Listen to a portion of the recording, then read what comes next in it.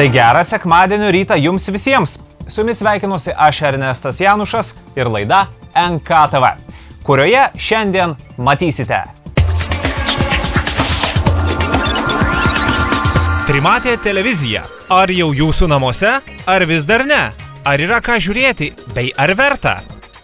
Tinkle parodysiu, kaip YouTube'o filmuką paversti MP3 bylą. Dainuosime karaoke. Suksime gyvenimo loterijos ratą. Įrankis parodysantis, kaip prieš daugelį metų atrodė jūsų pasirinkta svetainė. Laidos pabaigoje siaubo kupinas desertas. Šiurpus nuotykių žaidimas. O čia rankose turiu prizą, kurį gali laimėti kiekvienas NKTV žiūrovas. Na, ne visai kiekvienas. Ta žmogus, kuris nukeliaus į Facebooką, susiras NKTV profilį ir pabandys jį laimėti ten. O kas yra tai? O tai yra aukštos raiškos HD video rezoliuciją turinti interneto kamera arba webcamas, paprastai tariant, firmos Logitech. Prabangus visai daiktas, darantis net 5 megapikselių nuotraukas. Žodžiu, tikrai pravers buityje, net neabejoju. Keliaukite jau dabar, nuorodą matote puslapio apačioje, užsiregistruokit, laimėkit.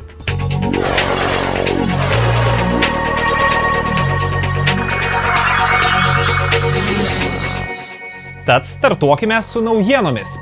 Kaip žinia, Apple produktui iPhone gerbėjų netrūksta. Klaidų taipogi. Po plačiai nuskambėjusios klaidelės su žiemos laiko nepersukimų žadintuve turime dar vieną, šįsyk kur kas rimtesnę. Pasirodo, skambinti iPhone telefonais su 4.1 operacinė sistema galima ir nesuvedus apsauginio PIN kodo. Tai reikia pradėti rinkti pagalbos numerį 112, paspausti skambinimo mygtuką ir nedelsiant skambučio išjungimo mygtuką. Valio, galite ir nesuvedę PIN kodo skambinti svetimų iPhone'ų, siųsti bei skaityti SMS-us ar elektroninį paštą. Klaida iš tikrųjų svarbi. Tiesa, primename, kad viena kita panaši klaida buvo rasta ir telefonuose su Android operacinė sistema. Taigi, tobulų smartfonų turbūt kad nėra. Kompanijos Honda sukurtam robotukui humanoidui vardu Asimo sukako 10 metų. Ta proga robotas gavo tortą ir specialią svetainę internete. Šie robotukai buvo sukurti kaip ateityje žmonėms padėsiančiųjų prototipai. Nedidukai Asimo moka lipti laiptais, eiti per gatvę ir net gali mokyti vaikus saugiai įveikti kelią. Nepaisant gana plataus panaudojimo ir garbaus amžiaus, kelis kartus Asimo yra ir apsijuokę, kuomet demonstracijų metu nuvirsdavo ar nepajėgdavo atsikelti. Tuo tarpu Japono kolega R2 susirengė keliauti į tarptautinę kosmoso stotį. Robotą, kurio kūrimas pradėtas prieš 3 metų, drauge rengia kosmoso agentūra NASA ir automobilių pramonės gigantas General Motors. Jutikliais, vaizdo sekimo ir kitomis technologijomis aprūpintas R2 stotyje padės astronautams atlikti paprastas užduotis ir bus bandomas pats. Įvertinant tai, kad tolimi kosmoso skrydžiai su žmonėmis labai brangus, galbūt ateityje visatos tyrinėti siūsime štai tokius dvikojus gražuolius. Pasaulinė Expo 2010 paroda Šanchajuje baigėsi, tačiau tęsiasi internete. 25 šalis jau patvirtino dalyvausiančios virtualios Expo projekte. Kilometro įstrižainės sferoje galės įsikurti paviljonai iš visų pasaulio šalių. Projektą finansuoja Švedijos vyriausybė. Jam skiria 1,5 milijono kronų. Šios šalies bandomasis virtualus stendas jau ir veikia. Tuo tarpu futuristai prognozuoja, jog po daugiausiai 10 metų rengti tikrųjų pasaulinių parodų neapsimokės. Keliauti į jas bus niekam neįdomu, viską galėsime apžiūrėti virtualiuose pasauliuose. Ir paskutinė naujiena apie įdomų meno ir technologijų junginį New Yorko mieste. Menininkas Aramas Bartchovas 5 New Yorko pastatų sienose įrengė viešai prieinamus USB lizdus, susietus su duomenų talpyklomis. Prisijungti prie šių lizdų gali bet kas, pasiėmę savo nešiojamą kompiuterį ar mobilųjį telefoną. Naudotojai gali į talpyklas įkelti arba iš jų pasiimti norimą medžiagą. Taigi, viskas veikia tarsi savitas keitimosi duomenimis tinklas, kurio dalys nėra susietos internetu. Instaliacija įdomi ir USB jungti sienoje atrodo tikrai neįprastai. Visgi manome, kad tik laiko klausimas, kuomet viešai prieinamose atmintinėse apsigyvens milijonas virusų ir keli gigabaitai nuogybių.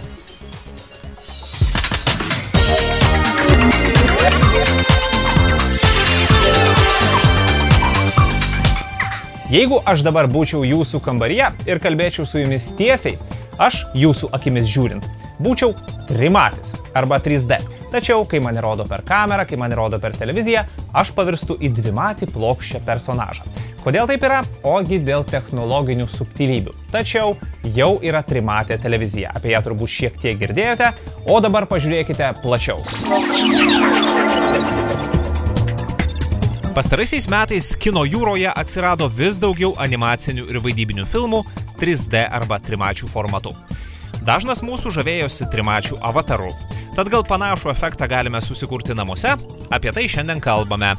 Pirmas svarbus aspektas – kaina. Namams skirti televizoriai, kurie moka atkurti trimatį vaizdą, yra šiaip nemažos įstrižainės, prikimšti brangių technologijų, tad pigus būti negali. Dėl to jų kainos ir prasideda nuo 3,5 tūkstančio litų ir kyla iki, nežinau tiek skaičių. Šie televizoriai rodo puikiai ir standartinius 2D televizijos kanalus bei kitus vaizdo įrašus. 3D televizorius, gal jo taip mes negalėtume vadinti, kad tai 3D televizorius. Yra eilinis paprastas televizorius, tai būtent ar plazminis, ar skystų kristalų, ar LED. Čia yra elementarus televizorius, kaip ir visi kiti, tik tais turintis 3D peržiūros galimybę. Dar vienas klausimas – akiniai. Panašus į tuos, kuriuos galima gauti kino teatre. Prie visų šiuo metu prekyboje esančių 3D televizorių yra pririšti specialūs tik tam televizorių skirti akiniai. Be jų šio formato vaizdo nematysime. Tiesa, paprastam dvimačiam vaizdui šie akiniai nereikalingi. Vieni gamintojai akinių kainą įskaičiuoja į televizoriaus, kiti ne. Verta paminėti televizorių rinkoje galiojančią taisyklę. Vieno gamintojo trimačiai akiniai netiks žiūrėti kito gamintojo vaizdui, todėl nepavyks sutaupyti perkant skirtingų kompanijų produkciją. Taigi, trimačiai akiniai kainuoja maždaug 350 litų ir daugiau. Geriausią vaizdo kokybę matote, jei stovite maždaug už 1-2 metrų. Jei filmą norėsite žiūrėti keliese, atitinkamai reikės ir daugiau akinių, tad išlaidos susidarys nemenkos. 3D dar vieną tokį trūkumą turi, kad natūralų ir gilų vaizdą realistišką mes matytume. Mus turėtų būti praktiškai tiesiai prieš televizorių reikia sėdėti, nes tam tikro laipsnio, netgi 20 laipsnių nukrypimas jau duoda iškraipimą. Ir dar vienas toks minusas, kad patalpa turi būti kuo daugiau užtemdyta ir kuo didesnis ekranas. Tai mes tik tuo atveju galėsim matyti tą patį realistiškiausią vaizdą. 3D funkcija televizoriaus kainą pakelia apie, jeigu tai nedidelė įstrižainė, apie 1000 litų, jeigu didesnė pakelia apie 2,5 tūkstančio litų. Gamintojai taip pat perspėja, kad 3D nepatartina žiūrėti, jei esate apsvaigę nuo alkoholio. Mat, trimatis vaizdas per televizorių yra apgaulė, todėl ir akys vargsta labiau. 3D televizorių gamintojai savo instrukcijose visat perspėja žiūrovą, kad nepataria naudoti akinių ir žiūrėti 3D formato, jeigu žiūrovas yra vartojęs alkoholio, turintis koordinacijos sutrikimų, linkęs į galvos skausmus, tai yra migrena, nes tai gali sukelti kažkokį tokį diskomfortą ir gal svaigimą galvos. Tačiau, jei jau nuspręsite įsigyti 3D galintį rodyti televizorių, turite žinoti, ar pavyks įsigyti filmų, kuriuos matysite per jį. Prekybos centro Topo centras atstovai mums papasakojo, kad įrašų sukurtų tikruoju 3D formatų namų rinkai dar laukiama. Tiesa, atsiranda filmų simuliacinių 3D vaizdų, kurio kokybė standartiniam 3D neprilygsta. Šiai dienai Samsungas yra užsipatentavęs technologiją, kuri simuliuoja 3D vaizdą. Tai yra netikrasis tas 3D, bet simuliacinis režimas. Iš 2D gali pakeisti į 3D vien tik tai pultelio pagalba. Taip, kad praktiškai tiek panoramą, tiek bet kokias paprastas varžybas jūs galite žiūrėti su tokiu simuliaciniam režime, šiek tiek išgauti didesnį vaizdo gilį negu įprasta. Turbūt įspūdingiausia tai nuotraukas žiūrėti, ypač gamtos vaizdus taip toliau. Tai ryškiai matosi skirtumas tarp paprasto žiūrėjimo nuotraukos, plokščio to ir truputį to pagilinančio. Trimatis vaizdas televizorius gali pasiekti ir per televizijų transliacijas. Kelis trimačius kanalus transliuoja palydovinės televizijos. Kada mūsiškės to imsis, nežinia, mat tai kainuoja didelius pinigus. Ką jau kalbėti apie trimatę televiziją, jeigu Lietuvoje mes dar neturime aukštosios raiškos arba HD televizijos. Dėl to ankstoka lietuviams mesti pinigus technologijai, apie kurią daugiausiai šnekama parodose. Šiai dienai, sąžiningai pasakysiu, kad nusipirkus 3D televizorių per daug nėra įrašų, per daug negalės žmogus ką žiūrėti.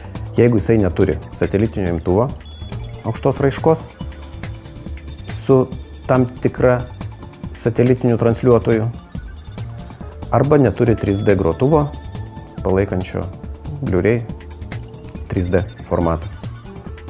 Kino industrijos atstovai teigia, kad prognozuoja, kad 2014 metais visas bendras filmo 3D formatė nufilmuotų sudarys 20% nuo visos kino industrijos filmų. Taigi atėjo metas skelbti verdiktą. Ar verta dabar įsigyti gana brangiai kainuojantį, tačiau emocijas žadantį televizorių? Mūsų laidos subjektyvia nuomonė atsakymo svarstyklės krypsta prie žodžių dar ne. Svarbiausias motyvas – 3D vaizdą turinčių įrašų bei televizijų kanalų praktiškai nėra. Be to atsirandantis vis naujesni televizoriai neabejotinai numuš senųjų pirmtakų kainas. Galbūt tuomet jau ir trimatės medžiagos bus daugiau. O kol kas ramiai sau eikite į kiną ir trimačių vaizdų džiaukitės ten.